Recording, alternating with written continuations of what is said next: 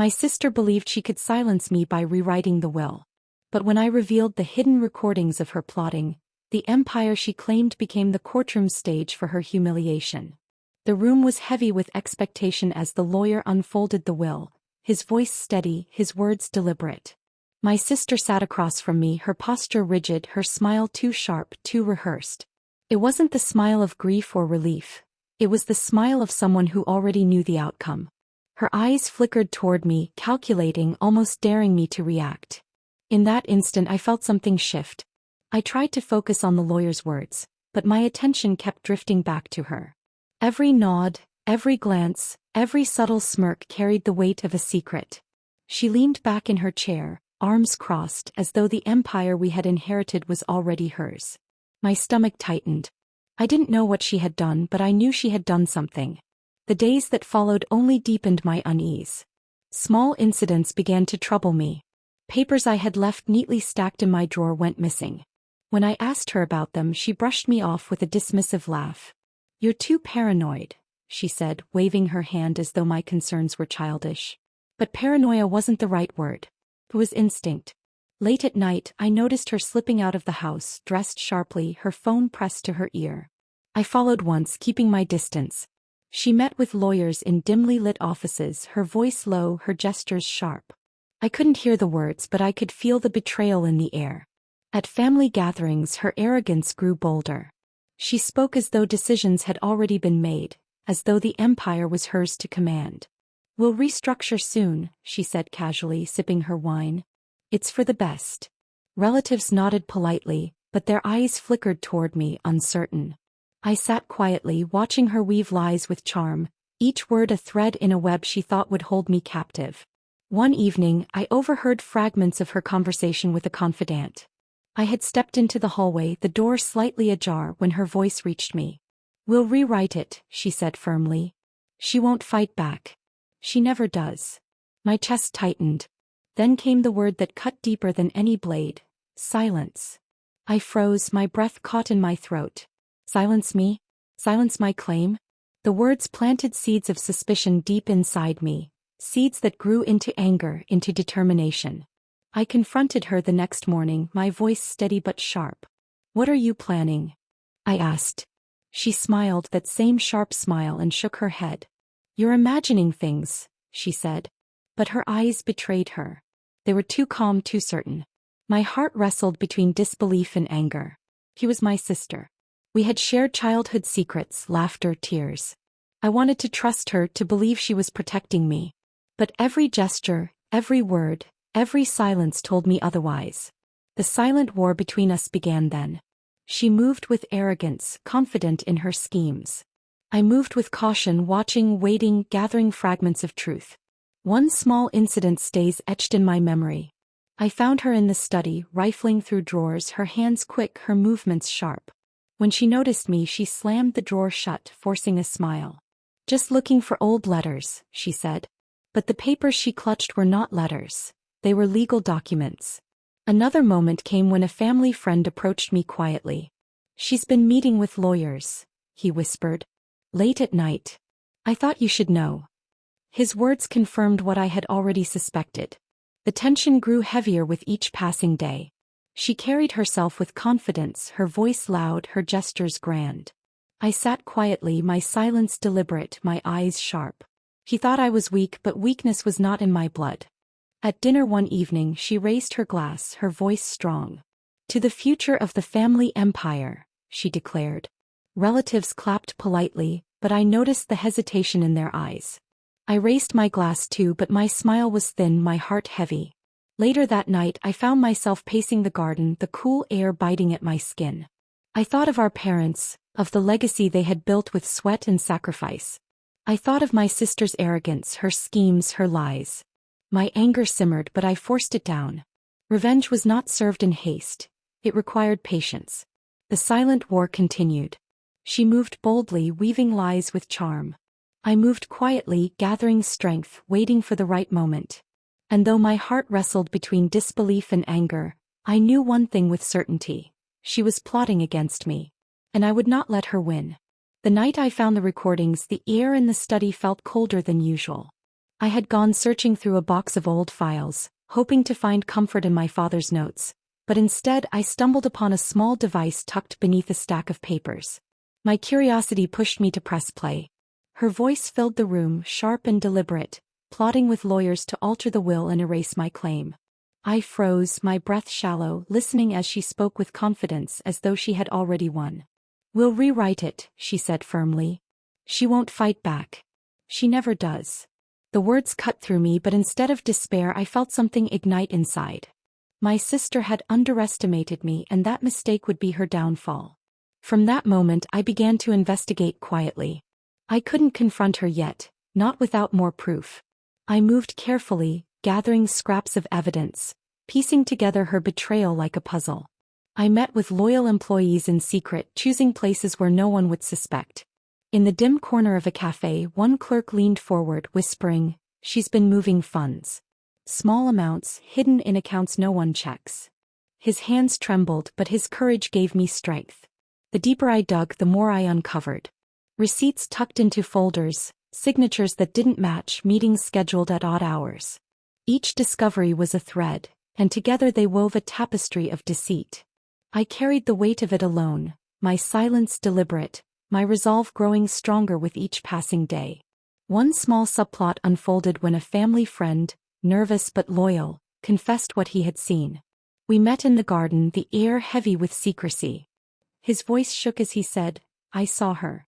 She bribed an official. Cash handed over in envelopes." I didn't want to believe it, but it was her. His words confirmed what I already suspected, but hearing them aloud gave me the strength to continue.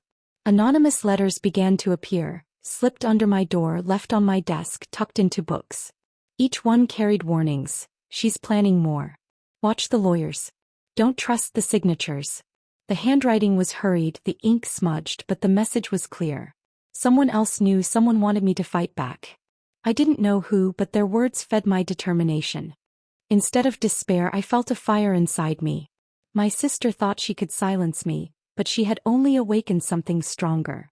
I remembered my parents, the empire they had built with sacrifice and sweat.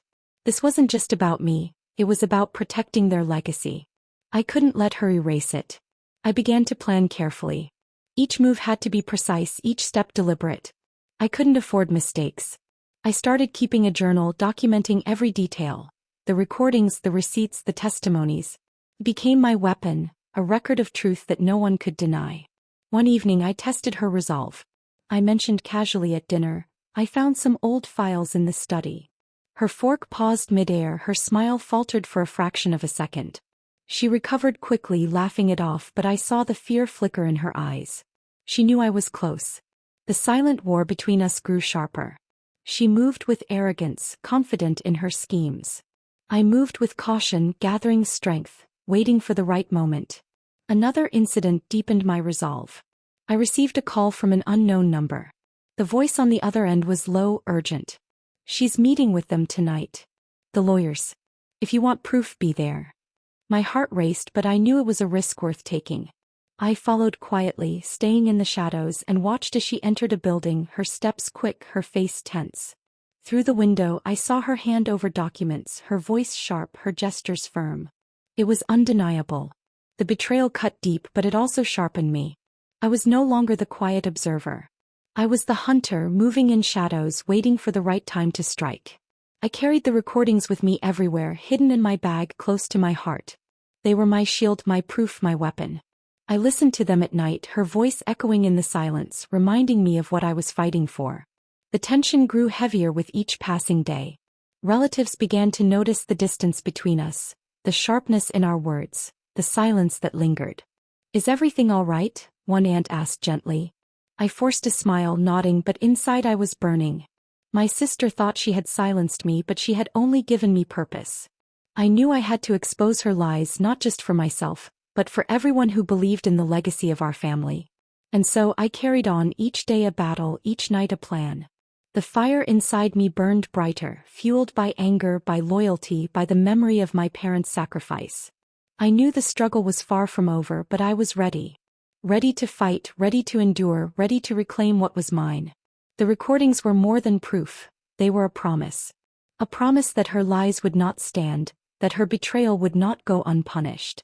And as I listened to her voice echo in the silence, I felt my resolve harden.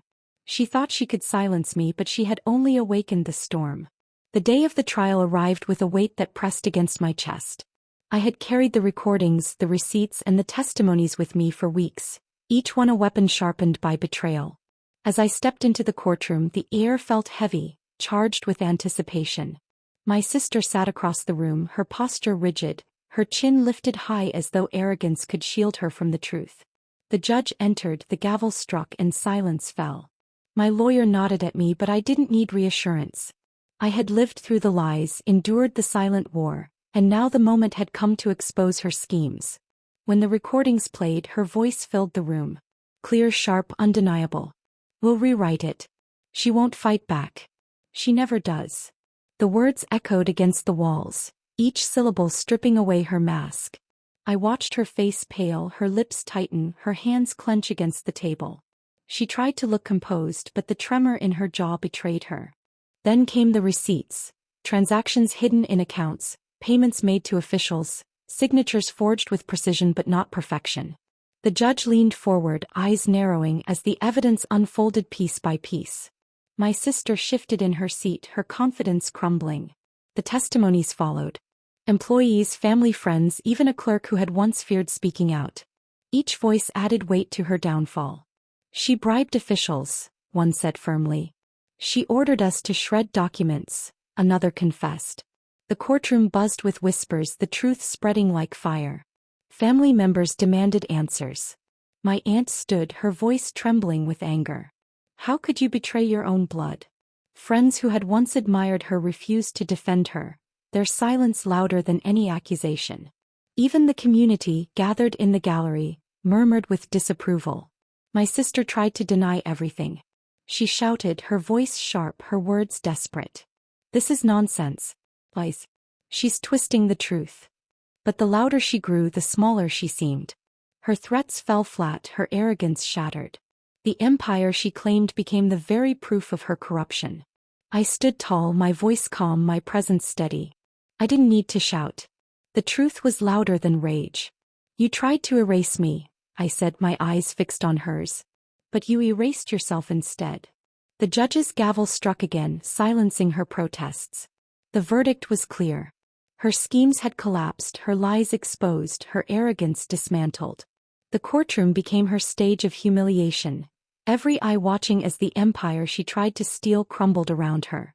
One small incident added weight to the moment.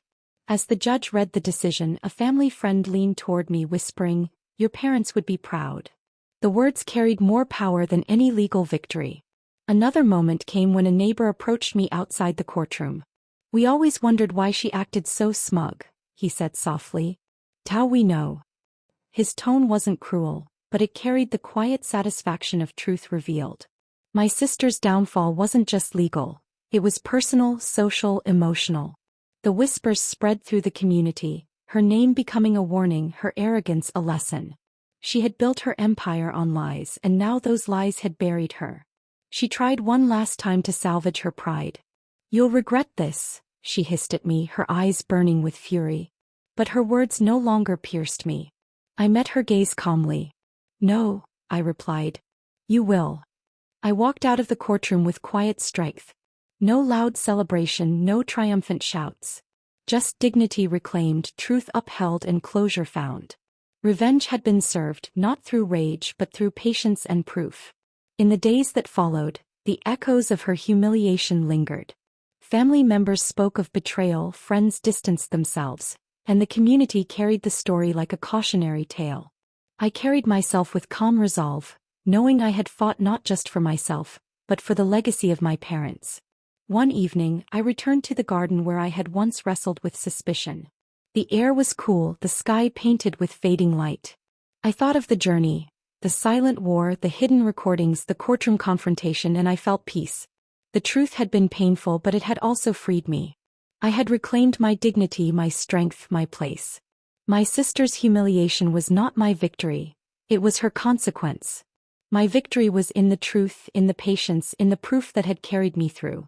In the end, I walked away with closure, leaving her humiliation behind me, carrying the lesson that betrayal can be defeated not with rage, but with patience and proof.